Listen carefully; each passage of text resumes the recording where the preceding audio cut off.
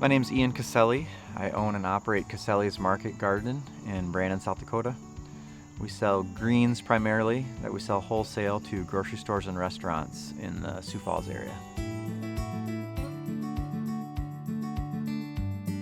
Here at Caselli's Market Garden, we grow about 8 different crops. We're technically classified a microfarm. So we grow a small amount of crops that we sell at large volumes. Lettuce, arugula, kale, radishes. We grow some microgreens. We grow cherry tomatoes in our high tunnel and scallions. Those are our main crops. We have a few others, some celery, some other things that come and go throughout the season, but those are our primary bulk sale crops that we sell wholesale to grocery stores and restaurants in Sioux Falls.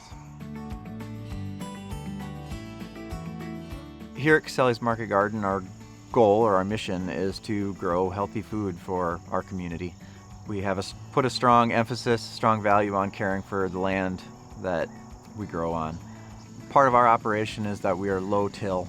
I use a broad fork to break the soil so that oxygen and water can get down into the soil, and then I just till the top 2 inches of the seed bed so that I can use I use a Jang seeder to direct seed some plants, and I use a paper pot transplanter to transplant other plants that are started in pots. So that is how I prep my beds, doing as low of a tillage as possible. I use compost and turkey manure as my fertilizer.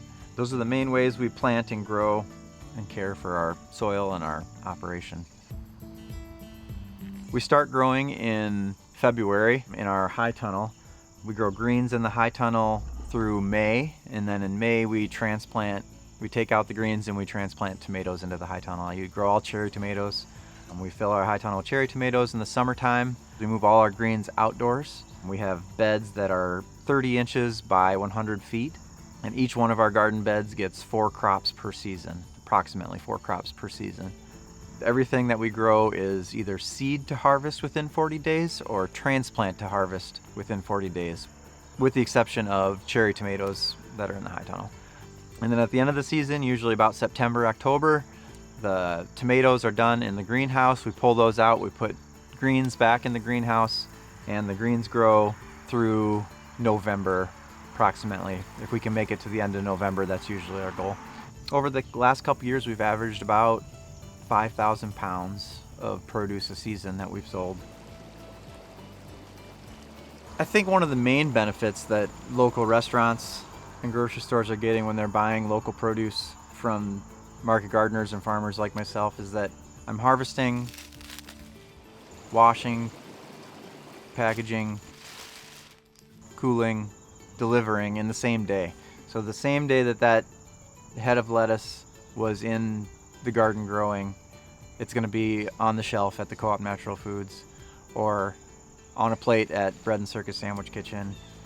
Not only is that just the taste you're gonna have a noticeable difference, but that chef or that produce manager is also gonna have that produce that's gonna be good in their cooler for a week longer than it would be if it was shipped in from California or somewhere else.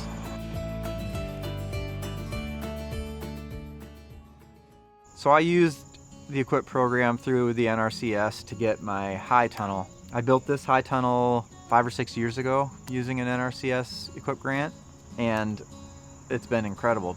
Not only does it extend my season from, I start growing in February, whereas if I did not have that high tunnel, I'm not growing until late April at the earliest. And then I can grow all the way into November.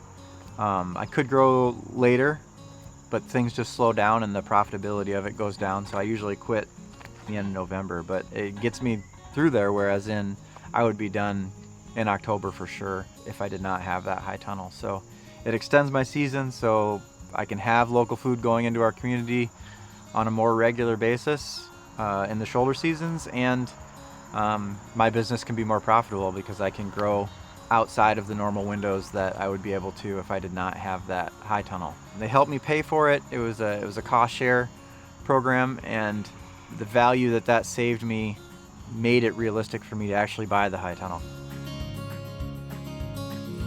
I've been a South Dakota Specialty Producers member for quite a few years. I think there's just lots of value in farmers having a community with each other. You know, we work by ourselves on our own properties with our own businesses, and there's just a ton of value in reaching out and connecting and having an organization that is connecting farmers together so that we can learn from each other, so we can have community, so that we don't feel so alone, feel a part of something. You know, everybody needs connection to other people that are doing similar things that they are. So South Dakota has a lot of good dirt to grow a lot of good food, and we also have lots of people to feed. Over 200,000 people in the Sioux Falls area. We don't need to ship in food all year long. Yes, we have to ship it in at certain parts of the year, but during the growing season in South Dakota, we don't need to be shipping in that much food. We could be growing a lot of that food right here in our own backyards. We can be growing more food that is available to go directly to our plates without being processed, without being shipped across country. The more people that are growing their own food, the more people that are growing food for their community, the better. One of my favorite things every year is just sitting at my kitchen table with a box full of seeds and thinking, like, this box, it's gonna grow over 5,000 pounds of food that's gonna feed our community by the end of this growing season. It just blows my mind.